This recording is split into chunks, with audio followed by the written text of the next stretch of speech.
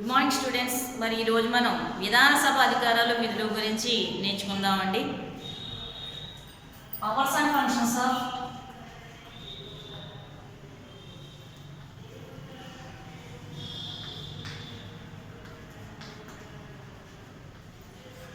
State legislative assembly.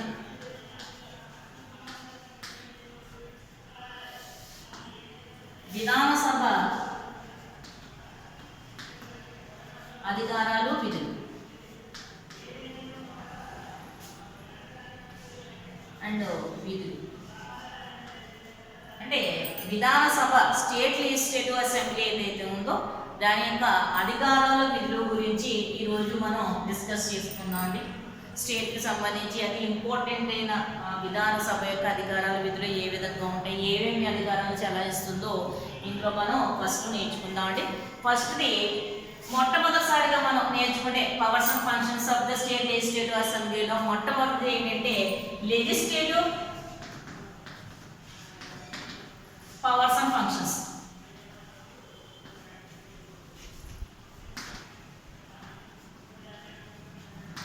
Legislative powers and functions లో భాగంగా అంటే మనకి శాసనపరమైన అధికారాలు విధులు అంటాడండి. అధికారాలు విధులు తెలుగు మీడియం అంటే కన్ఫ్యూజ్ అవ్వద్దండి. శాసనపరమైన అధికారాలు విధులు ఏంటండి? ఇక్కడ మనకి పేర్లోనే ఉందండి, శాసనపరమైన అధికారాలు విధులు అంటాడు. అంటే ఇక్కడికి మనకి స్టేట్ లెజిస్లేటివ్ అసెంబ్లీ యొక్క మెయిన్ డ్యూటీ ఏంటండి అని అంటే లా మేకింగ్ అండి. అంటే ప్రైమర్లీ ఇప్పుడు మనకి state legislative assembly is primarily making body అండి. అక్కడ లా మేకింగ్ బాడీ అండి. ఏంటది? ప్రైమర్లీ లా మేకింగ్ బాడీ. అంటే శాసనాలను తయారు చేసే ఒక విభాగము అంటాడు తెలుగులో. శాసనాలు తయారు చేసే ఒక విభాగము అంటాడు. లా మేకింగ్ అండి. అందులో ఆల్రెడీ మనకు అనుకోవచ్చు అంటే శాసనాలు తయారు చేసేది అని అర్థం అండి. మరి ఈ శాసనాలు ఎలాంటి శాసనాలను తయారు చేస్తుంది? విధానసభ అనేది ఏ శాసనాలను ఇది తయారు చేస్తుంది అని అంటే మనకి ఇందులోని కొన్ని అంశాల మీద రాష్ట్ర గవర్నమెంట్ అంటే స్టేట్ లెజిస్లేటివ్ అసెంబ్లీ అనేది శాసనాలు తయారు చేస్తుందండి. ఏ అంశాల మీద తయారు చేస్తుంది అంటే ఇక్కడ మనకి ఈ విషయం గురించి చెప్పుకోవాలంటే కొన్ని జాబితాల గురించి చెప్పుకోవాలండి. ఫస్ట్ది state list, union list, concurrent list,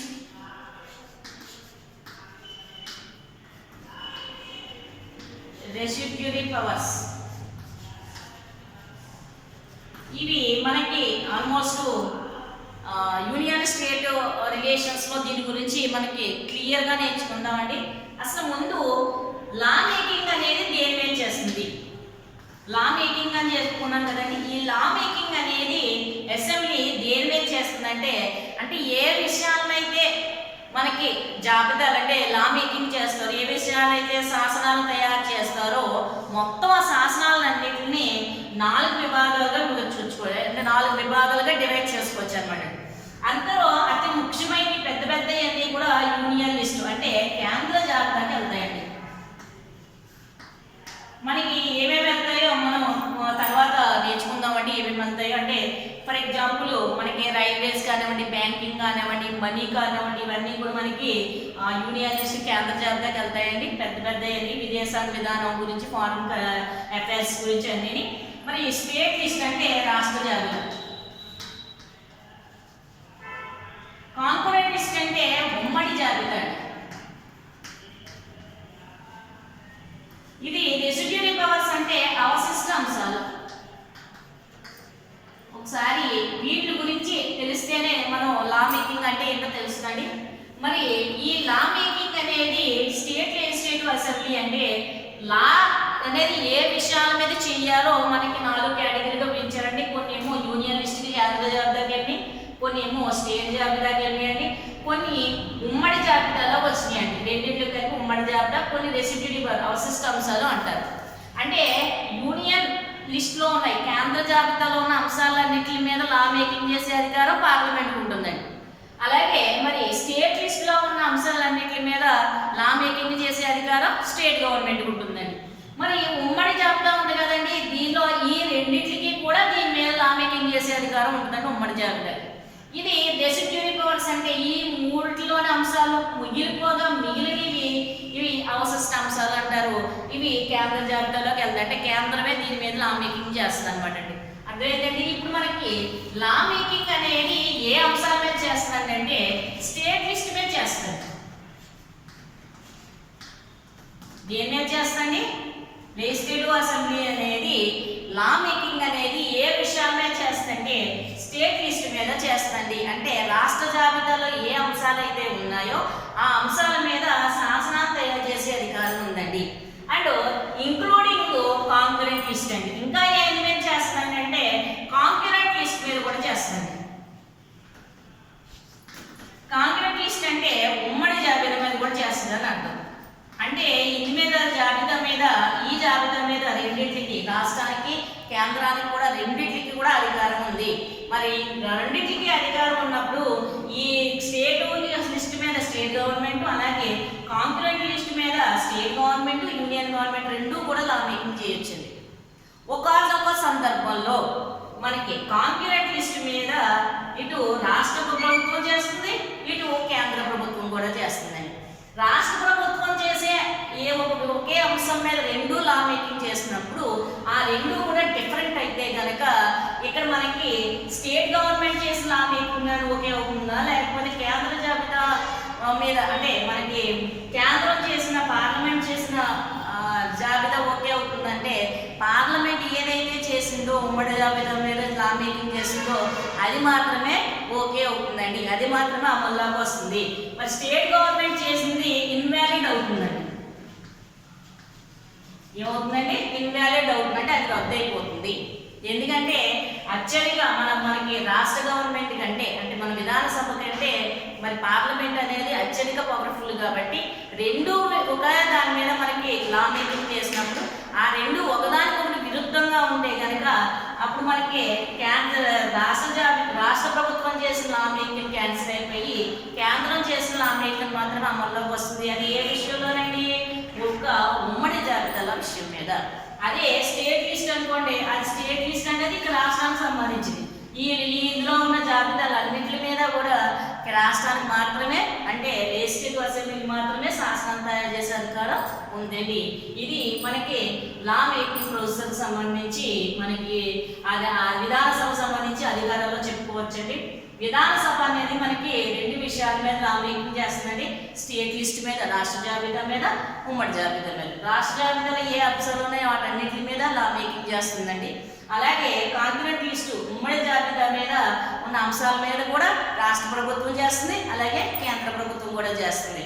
ఆ రెండు విషయాలు కూడా ఒకే విషయం మీద రెండు లా మేకింగ్ చేసినప్పుడు ఆ రెండు కూడా విరుద్ధంగా ఉంటే ఒకదానికొకటి విరుద్ధంగా ఉంటే అపోజిట్గా ఉంటే కనుక అప్పుడు స్టేట్ గవర్నమెంట్ చేసిన లా మేకింగ్ అనేది ఇన్వాలిడ్ అవుతుందని మనం చెప్పుకోవచ్చండి.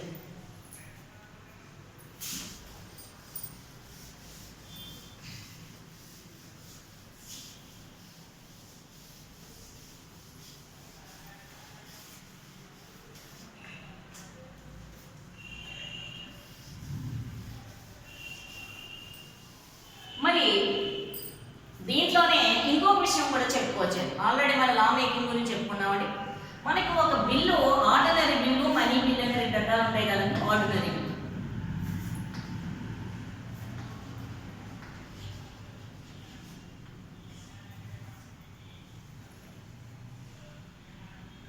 లేదా జనరల్ బిల్లు అనుకోవచ్చు.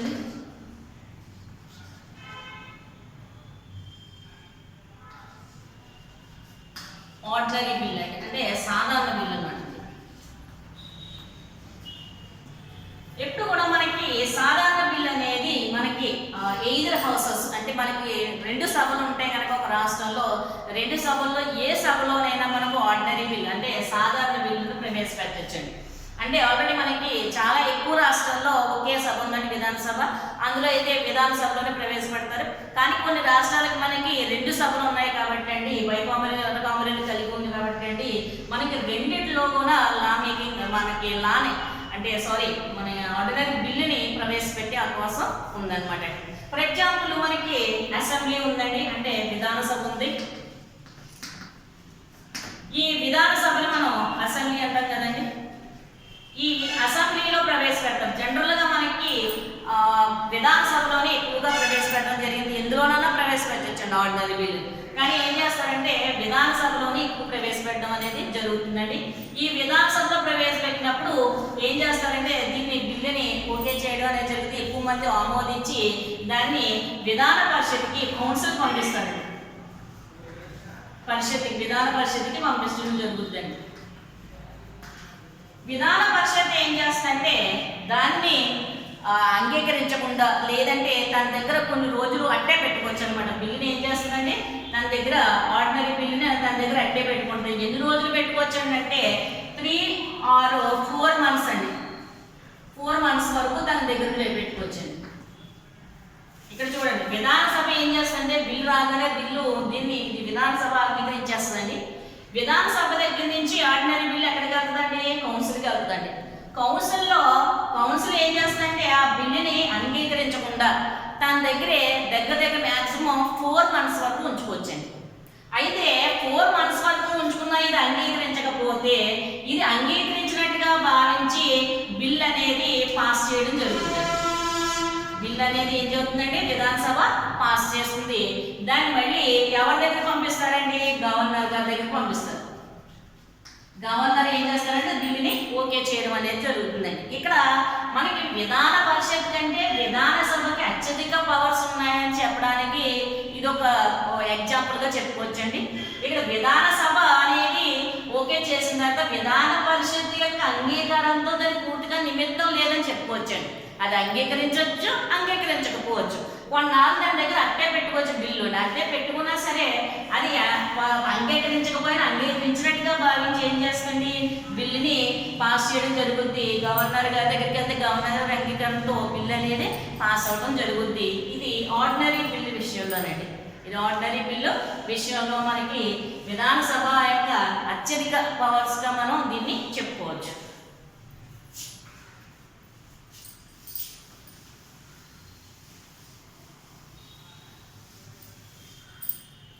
Next executive powers.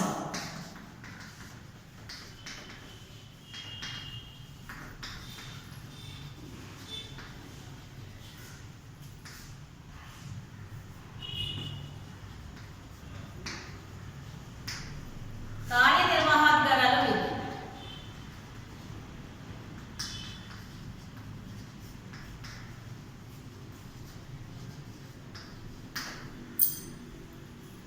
ఇక్కడ మనకి ఎగ్జిక్యూటివ్ పవర్స్ అండ్ ఫంక్షన్స్ కార్యనిర్వాహక అధికారాలు విధులు ఏం చేస్తారంటే మనకి ఎవరైతే సీఎంతో కూడిన మంత్రిమండలి ఉంటుందో దాని మీద పూర్తి అజమాయిషీ సాధిస్తుంది అంటున్నారు.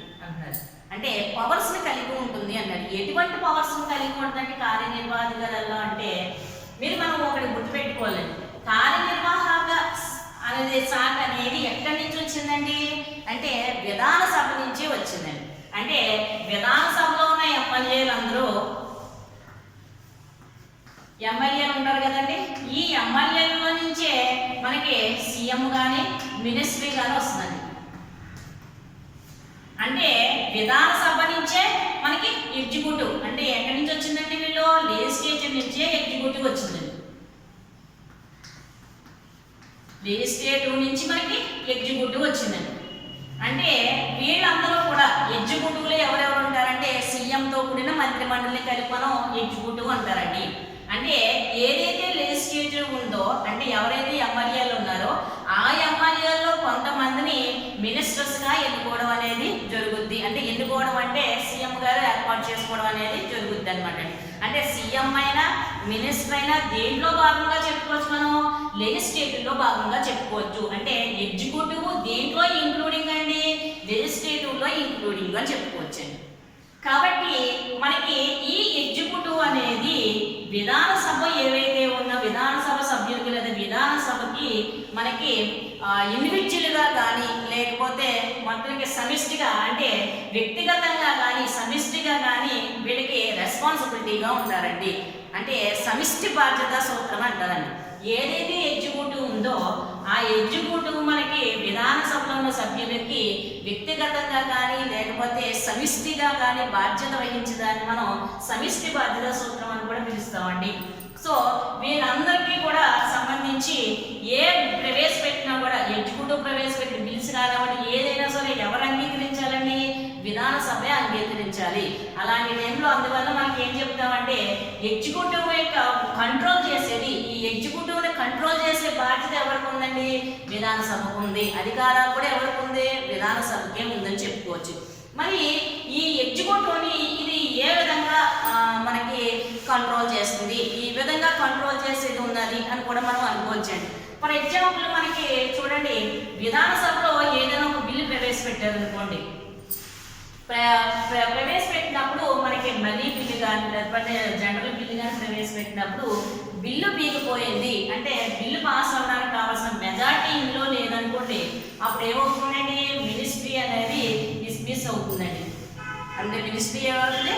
కొలాప్స్డ్ అవుతుంది అని చెప్తున్నాడండి. కొలాప్స్డ్ అవ్వడం అంటే ఏంటండి? డిస్మిస్ అయిపోతుంది అని చెప్తున్నాడు మినిస్ట్రీ. సీఎంతో కూడిన మినిస్ట్రీ అనేది గవర్నమెంట్ పడిపోతుంది అనమాట అండి. ఇది మనకి విధానసభకున్న మెయిన్ ఇంపార్టెంట్గా చెప్పుకోవచ్చు. అంటే ఎప్పుడు కూడా కాన్ఫిడెన్స్ అనేది అవసరం. విధానసభలోని ఉన్న ఎమ్మెల్యేల యొక్క మద్దతు ఈ ఎగ్జిక్యూటివ్కి అవసరం అండి. ఆ మద్దతు గురించి కంపల్సరిగా ఏం చేస్తారంటే దాని గురించి వీళ్ళు ఏం చేస్తారంటే విధానసభకి వ్యక్తిగతంగాను సమిష్టిగా కానీ వీళ్ళకి రెస్పాన్సిబిలిటీగా ఉంటారు. ఎమ్మెల్యేలందరికీ కూడా వీళ్ళు రెస్పాన్సిబిలిటీగా ఉంటారు. మరి వీళ్ళు విధానసభ ఎగ్జిక్యూటివ్ని ఎలా కంట్రోల్ చేస్తుంది?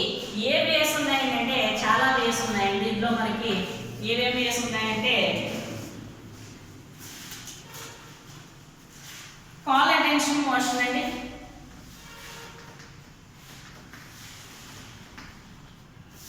కాల్ అటెన్షన్ మోషన్ అంటాడండి. రెండోది అడ్జర్న్మెంట్ మోషన్ అంటాడండి.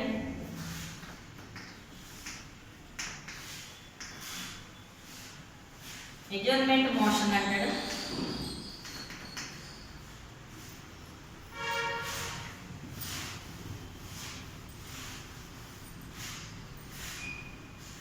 అంటే దీన్ని సావధాన తీర్మానం, వాయిదా తీర్మానం అంటాడండి. అలాగే క్వశ్చన్స్, దీనిలో సప్లిమెంటరీ క్వశ్చన్స్,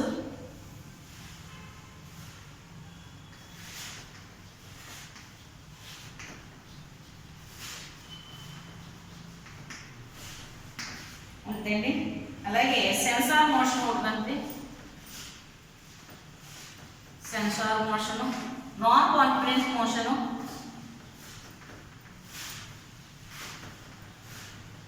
అని రకరకాలు ఉంటాయన్నమాట. ఇవన్నీ కూడా మనకి విధానసభలో ప్రవేశపెట్టేవి. కాల్ అటెన్షన్ మోషన్ అండి సావధాన తీర్మానం అంటారండి. అలాగే ఎగ్జిక్యూటివ్ మోషన్ అండి వాయిదా తీర్మానం అంటాడు. క్వశ్చన్స్ ప్రశ్నావళి అంటాడండి. దీన్ని ఏమంటారు? ప్రశ్నావళి అంటారండి. అలాగే సప్లిమెంటరీ, ఇందులో మనకి సప్లిమెంటరీ ప్రశ్నలు అండి. వీటి గురించి మనం లోక్సభ చెప్పుకున్నప్పుడు పూర్తిగా డీటెయిల్గా ఎక్స్ప్లెయిన్ చేసుకుందాం. మనకి కాల్ అటెన్షన్ మోషన్ అంటే ఏంటి, ఎగ్జిక్యూటివ్ మోషన్ అంటే ఏంటి, క్వశ్చన్ అవర్ అంటాడండి. అంటే ప్రశ్నలో మళ్ళీ రెండు రకాలు ఉంటాయి. నక్షత్రం మార్కు గల ప్రశ్నలు, నక్షత్రం మార్కు లేని ప్రశ్నలు ఉంటాయండి. వీటి గురించి మనకి విధానసభలో మంత్రుల మీద వేసే ప్రశ్నలు ఉంటాయండి. రకరకాల ప్రశ్నలు ఉంటాయి. మనకి ప్రతిపక్షం వాళ్ళు కానీ వాళ్ళు కానీ వేసే ప్రశ్నలు ఉంటాయి. అందులో నక్షత్రం మార్పు గల ప్రశ్నలకేమో మామూలుగా ఆన్సర్ చెప్తారండి, మౌఖికంగా చెప్పేస్తారు వారాలు కానీ. అదే నక్షత్రం మార్కు లేని ప్రశ్నలు ఏమైనా ఉంటే అది రిటర్న్ ఫామ్లో ఇవ్వాల్సి ఉంటుందండి. అది ఏది అనేది స్పీకర్ నిర్ణయిస్తాడు. అలాగే సప్లిమెంటరీ క్వశ్చన్స్ కూడా ఉంటాయండి. అలాగే సెన్సార్ మోషన్ అంటే కోత తీర్మానం అండి. కోత తీర్మానం ఉంటుందండి. ఏదైనా బిల్లు ప్రవేశపెట్టినప్పుడు మనీ బిల్లు ప్రవేశపెట్టినప్పుడు దాన్ని తగ్గించమని కోరుతూ కానీ ఉంటే దాన్ని కోత తీర్మానం అంటారు. నాన్ కాన్ఫిడెన్స్ మోషన్ అవిశ్వాస తీర్మానం. అంటే అవిశ్వాస తీర్మానం అంటే ఏంటంటే సభలో విశ్వాసం ఉందా లేదా అని చెప్పేసి మనం ఓటు వేయడాన్ని అవిశ్వాస తీర్మానం అంటాడండి. ఇది మనకి ప్రతిపక్షం వాళ్ళ కోరిన మీద స్పీకర్ ఏర్పాటు చేయడం జరుగుతుంది. సభలో ఎవరైతే మనకి ఎగ్జిక్యూటివ్ ఉన్నారో వాళ్ళకి సంబంధించి సభలో మెజారిటీ ఉందా లేదా, గవర్నమెంట్కి మెజారిటీ ఉందా లేదా అనేది నిర్ణయిస్తుంది. ఈ అవిశ్వాస నిర్మాణం నెగ్గితే కనుక గవర్నమెంట్ క్యాన్సిల్ అయిపోతుంది, ఇది వీగిపోతే కనుక మామూలుగా వీగిపోవచ్చు అనమాట. ఇవన్నీ కూడా ఉపయోగిస్తారండి. ఇవన్నీ కూడా ఎక్కడ ఉపయోగిస్తారు?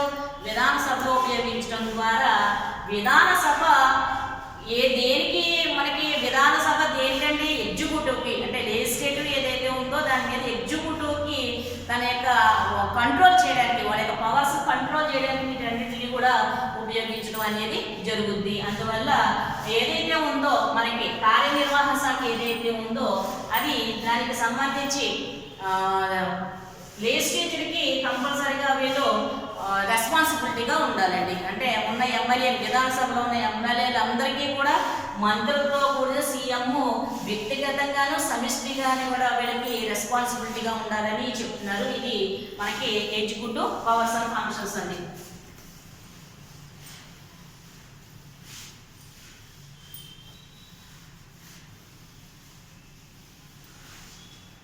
నెక్స్ట్ ఫైనాన్షియల్ సంబంధించి మూడోది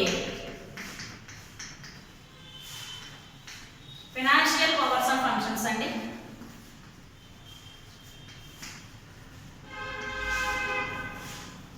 అంటే ఆర్థిక అధికారాల విధులు.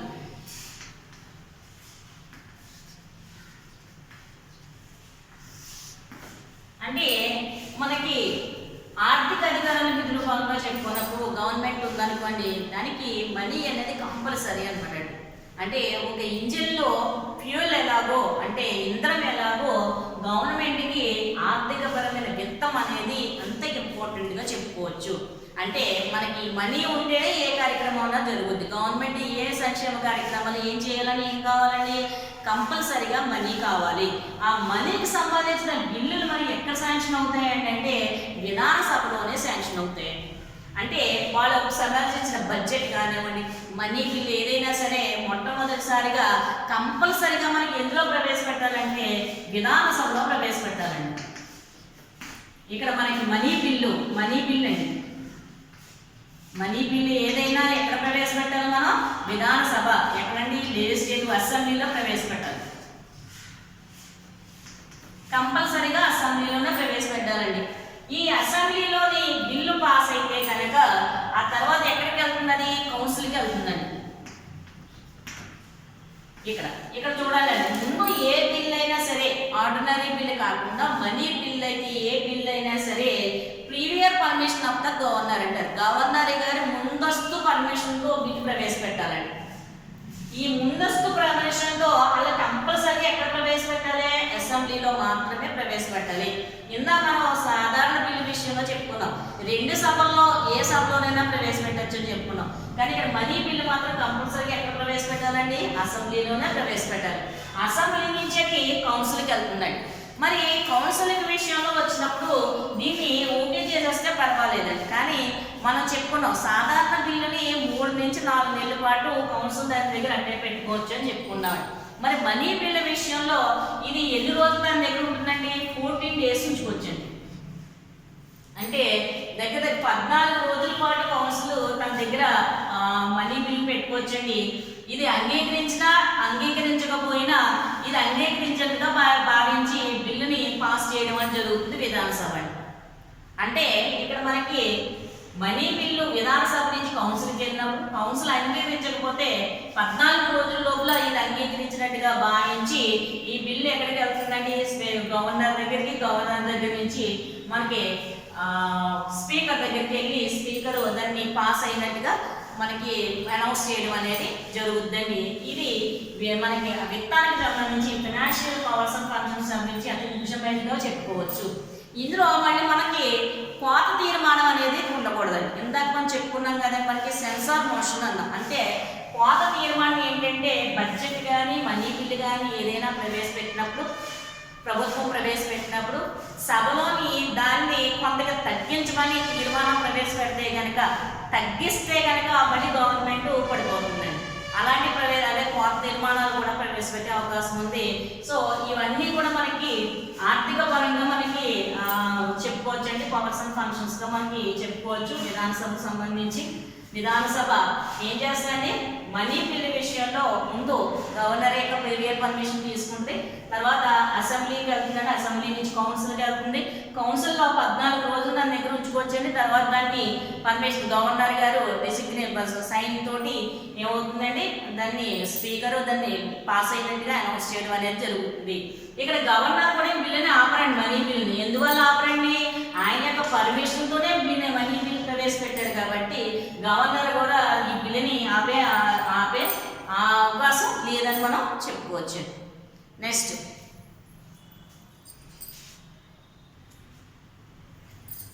మనకి ఫోర్త్ ఏం చెప్పుకోవడం అంటే కాన్స్టిట్యూషనల్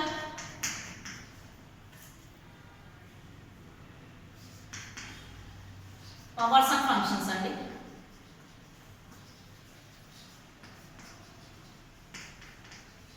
అంటే రాజ్యాంగపరమైన అధికారాలు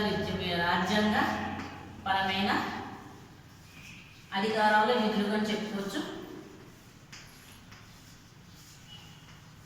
ఇక్కడ రాజ్యాంగపరమైన కాన్స్టిట్యూషన్ పరంగా ఏం చెప్పుకోవచ్చు అంటే మనకి రాజ్యాంగ సవరణల గురించి చెప్పుకోవాలి.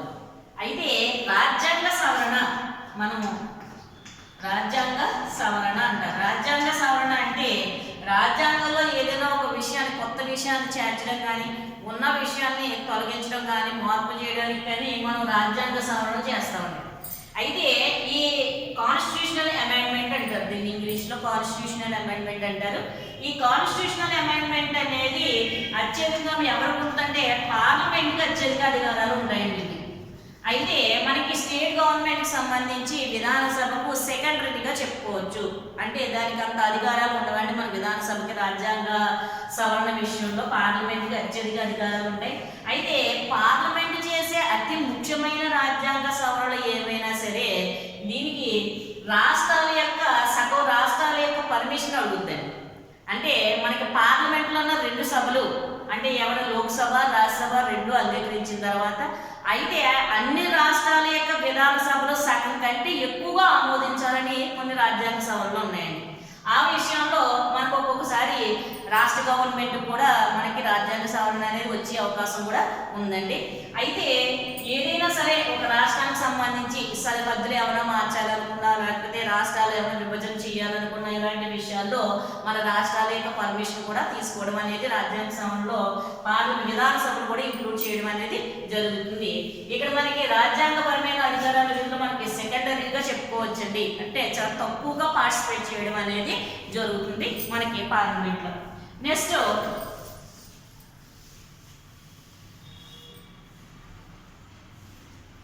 Electoral powers and functions.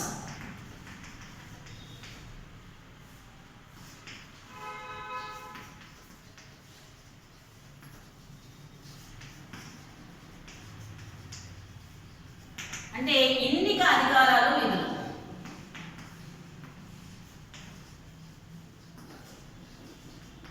ఇది చాలా ఇంపార్టెంట్ అండి. ఎవరిని ఎన్నుకుంటుంది విధానసభ. అసెంబ్లీ ఉందనుకోండి, ఈ అసెంబ్లీ ఎవరెవరు ఎలక్షన్లో పాల్పంచుకుంటుంది అని అంటే మొట్టమొదటి ప్రెసిడెంట్ ఎలక్షన్ అండి. ప్రెసిడెంట్ అంటే రాష్ట్రపతి ఎన్నిక విషయంలో ఇక్కడ మనకి ఒకటి గుర్తుపెట్టుకోవాలి. అసెంబ్లీ అంటే ఎవరండి, ఎమ్మెల్యేస్. ఈ ఎమ్మెల్యేలు ఏ ఎన్నికల్లో వాళ్ళు పార్టిసిపేట్ చేస్తారు అంటే రాష్ట్రపతి యొక్క ఎన్నిక విషయంలోని, అలాగే మనకి రాజ్యసభ మెంబర్స్ ఎవరైతే ఉన్నారో వాళ్ళని ఇండైరెక్ట్గా ఎన్నుకుంటారండి. అంటే పరోక్షంగా ఎన్నుకోవడం అనేది జరుగుద్దని చెప్పొచ్చండి. వీళ్ళే కాకుండా మనకి విధాన పరిషత్ ఉంది కదండి. ఈ విధాన పరిషత్ లెజిస్లేటివ్ కౌన్సిల్ అంటే విధాన పరిషత్కి సంబంధించి సభ్యులు ఉంటారు కదండి.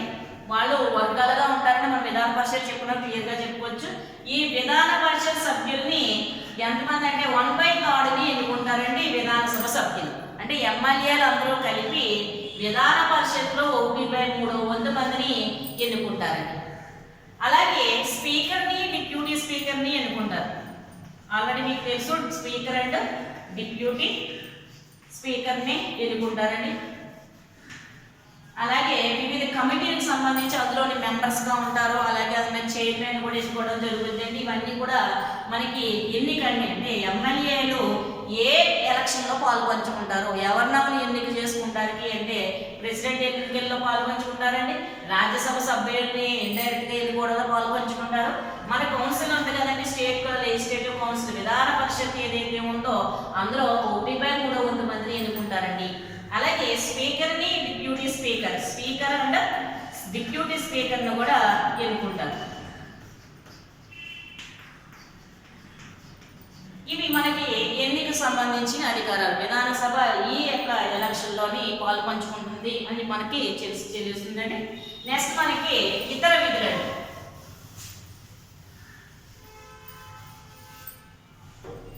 ఇతర విధులు వచ్చేటప్పటికి ఇతర విధులు అంటే అదర్ ఫంక్షన్స్ అని చెప్పుకోవచ్చు. అంటే అదర్ ఫంక్షన్స్ అంటే ఏం లేదండి, ఇందులో ఒక పాయింట్ ఉంది. ఎవరైతే కొత్తగా ఎమ్మెల్యేగా ఎన్నికయ్యి వస్తారో వాళ్ళకి ట్రైనింగ్ పీరియడ్గా ట్రైనింగ్ క్లాసెస్గా కూడా విధానసభ ఉపయోగపడుతుంది. కొత్తగా ఎమ్మెల్యేగా వచ్చారనుకోండి వాళ్ళకి అది ట్రైనింగ్ పీరియడ్గా ఏర్పాటు చేస్తుంది. స్పెషల్గా ట్రైనింగ్ క్లాసెస్ ఎమ్మెల్యేగా ఎవరైతే ఎన్నికయ్యారో వాళ్ళకి స్పెషల్గా ట్రైనింగ్ క్లాసెస్ ఉంటాయండి. అలాగే విధానసభలో సభకు అటెండ్ అయిన తర్వాత అదొక ట్రైనింగ్ పీరియడ్ కింద ట్రైనింగ్ క్లాసెస్ కింద కూడా మనకి విధానసభ ఉపయోగపడుతుందని చెప్పుకోవచ్చు. ఇది మనకి ఏదైతే లెజిస్లేటివ్ అసెంబ్లీ ఉందో పవర్స్ అండ్ ఫంక్షన్స్ అని. ఇవి మనకి 5 మార్కులకి ఇచ్చే అవకాశం ఉందండి. ఏవైనా 3 రాయమంటాడు, మీరు 3 సైడ్ హెడ్డింగ్ కంపల్సరీగా రాయాలండి మా లెజిస్లేటివ్ అసెంబ్లీకి సంబంధించి పవర్స్ అండ్ ఫంక్షన్స్లో. ఓకే, టుమారో మనం విధాన పరిషత్ గురించి డిస్కస్ చేసుకుందాం అండి. Thank you so much.